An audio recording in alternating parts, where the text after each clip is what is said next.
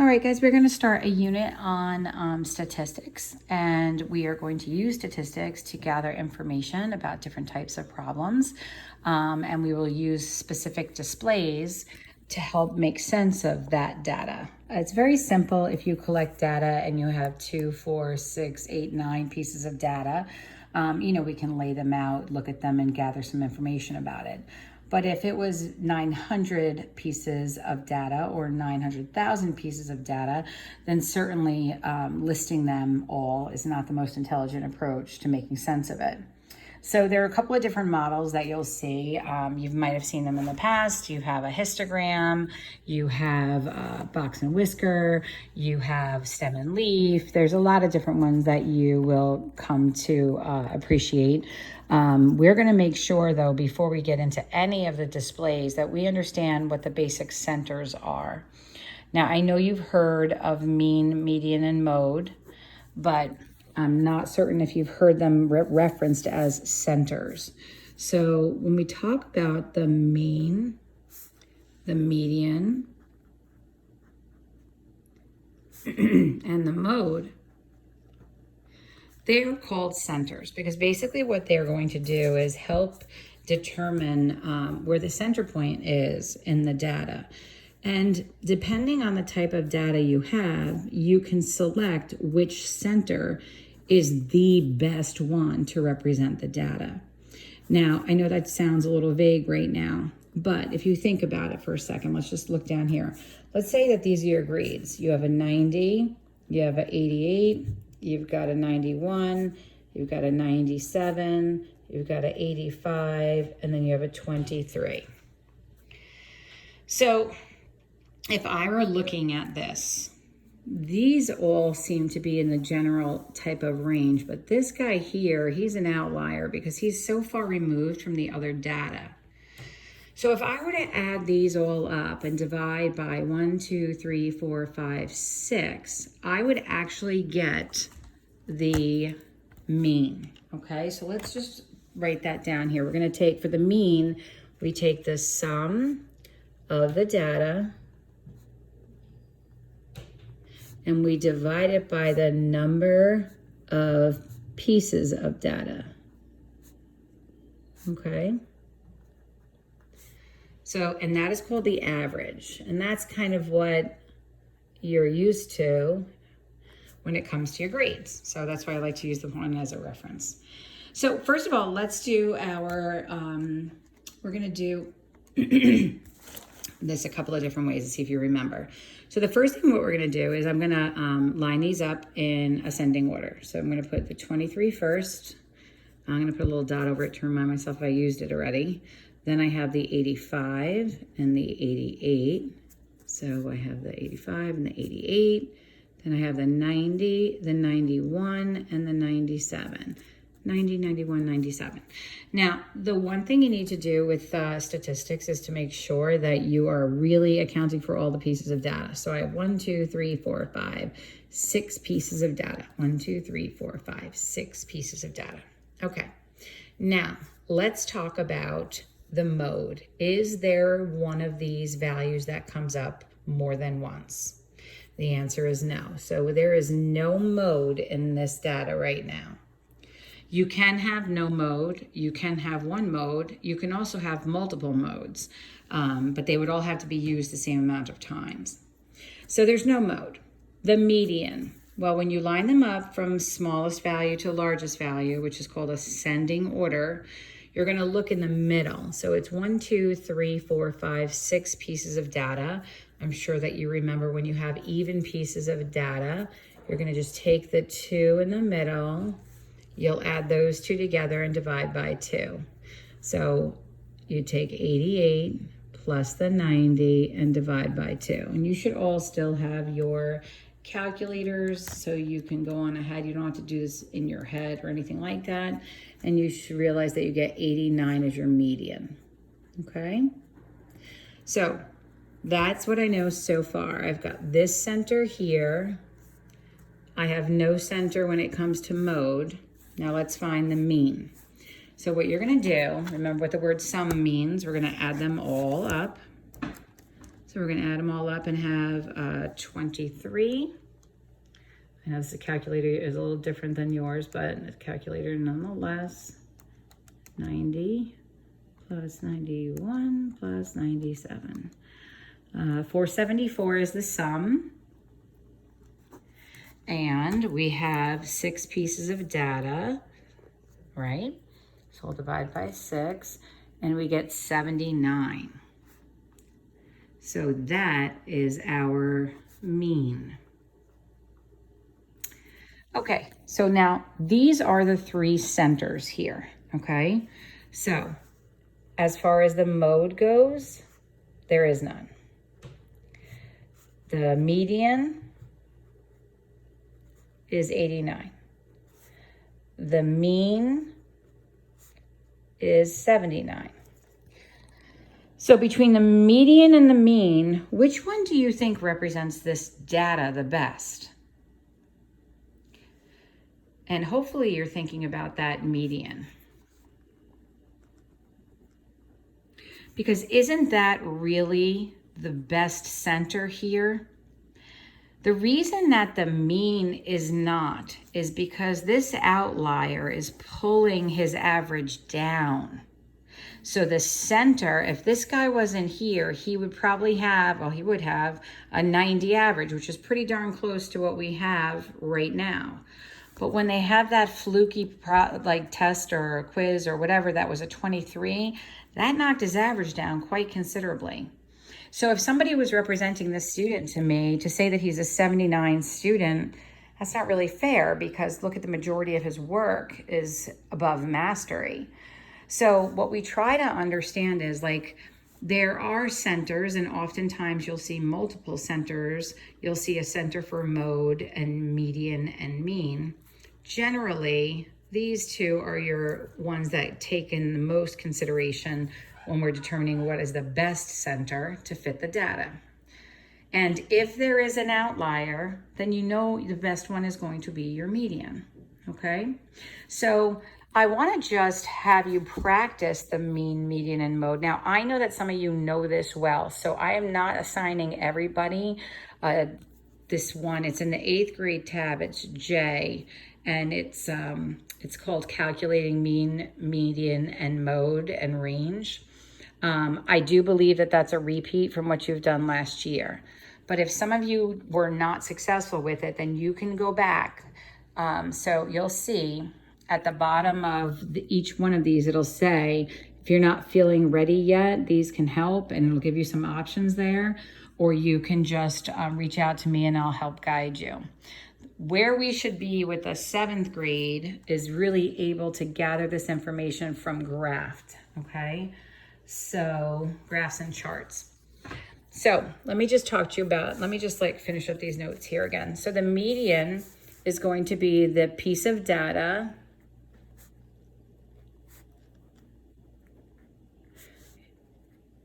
in the middle when listed from smallest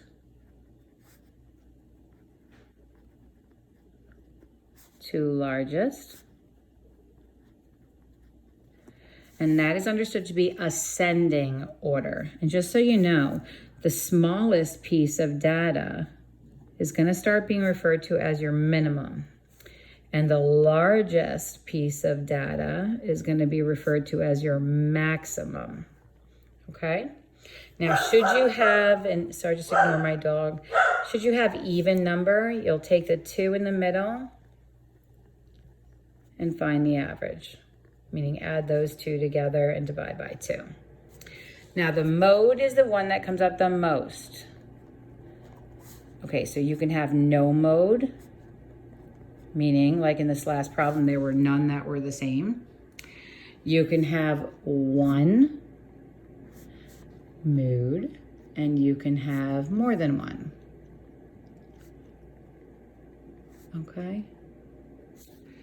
You can stop the video right here and copy that down if you'd like to. All right, so let's try and show you how this comes into play in the world that you're in right now. So basically what has happened in these problems are you have tallies that were done. So somebody had a clipboard and they were marking the tallies 1, 2, 3, and tallies kind of look like this. It's 1, 2, 3, 4, 5, 1, 2, like that. And then what they did, so they're not showing these markers in your graph over here, but they're telling you the frequency of it, which means when they were done, they tallied it out and they got 8, right?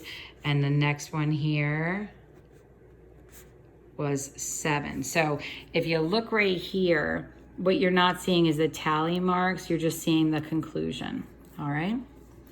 Now, what I want you to understand too is you have centers that talk about the data, but then there's this other thing that's called a spread. And that tells you how far the data is spread between its minimum value and its maximum value. So let's just go back to this piece of, this one I did earlier for a minute, and let's see if I can help you figure that out. So the spread or the range in this data right here, the minimum piece of data is 23. The maximum piece of data was 97. Okay? The range is going to be the difference between the maximum and the minimum. So it's the larger value minus the smaller value, and you actually calculate it. A lot of times kids think, you know, like if somebody were to ask you, like, what is your grade range? You might be like, oh, I get from like, you know, 80 to like 86 generally. That's sort of like a descriptive range. There's a little bit different than a calculatory range like we have here. So this would be the actual range. And what information that's telling me is how far the spread is. How far are these numbers spread apart? And look at the difference. If I did not have 23 and I had 97 as my max and 85 as my min, it would be 12. So then the range would be 12 if we took out the 23. I'm sorry, I'm a little shaky today. And that would indicate that the data was closer together, right? And if that's the case, then we know there's more consistency there. Now you'll get to come and understand the meanings of these a little bit more, but today's focus is really going to be on making sure we can calculate it well. So they're asking us here for the range. So the range will be the difference of the highest pieces to the lowest. So from 9 to 4, that should be 5.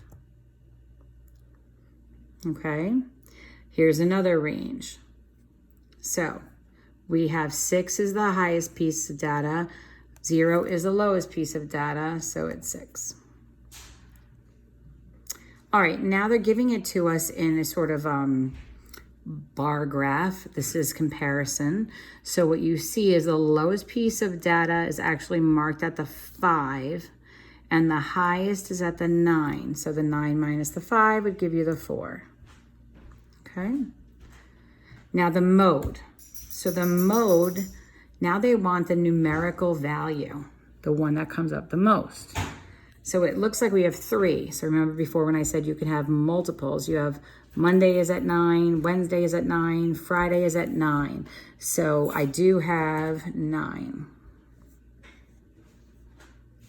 Now what is the median here? So we have 6, 6, 6, 5, and 8. So this first, second, third, fourth, fifth. So we have 5. We have odd. So one's going to stand in the middle.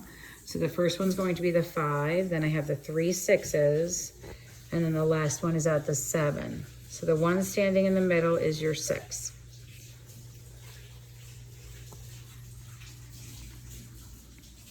Now this is considered a dot plot, even though they use X's.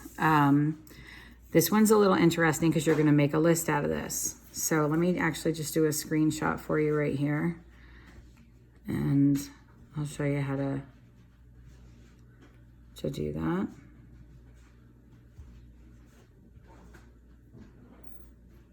Okay, so you would list these, like there's 1 6, then there's 1 2 3 7s, and then there's 1 2 3 8s, and 2 9s.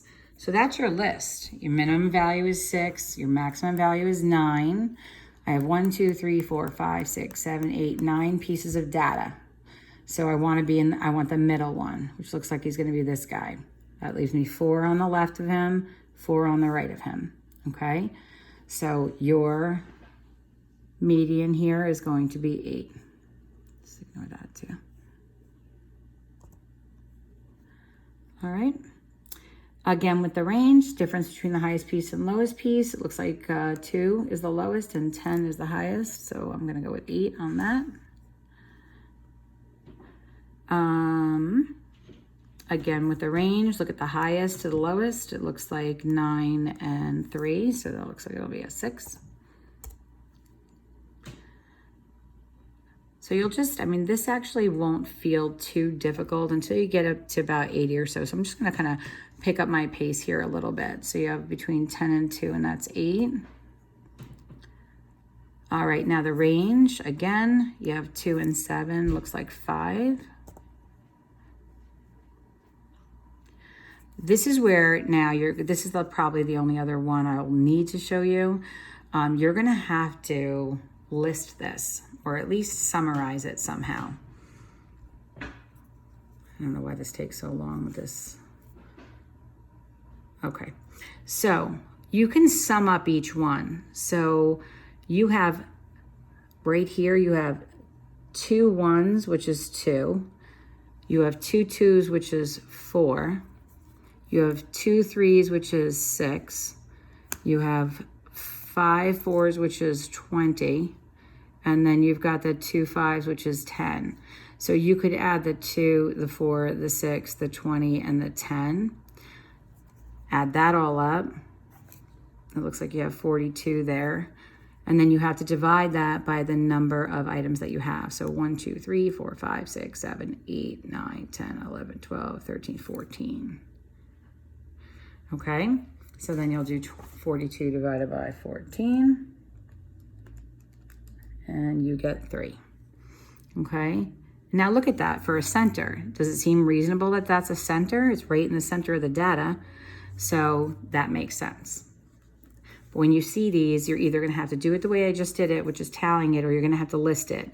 There's 1 0, then there's a 1 and a 1 because there's 2 1s. And then you're going to have to possibly, if you need to see this, this is what you'll do. You'll list them all out. Okay. All right. So I think I'm going to leave you on this. I'm going to have you jump over onto Delta possibly and do a little bit there too. So try to get to mastery on this, and reach out to me on Skype or on email tomorrow. A faculty meeting between 9 and like 10:30. So if I don't answer you then, that's why. I think you guys should be okay with this, but reach out if you're not.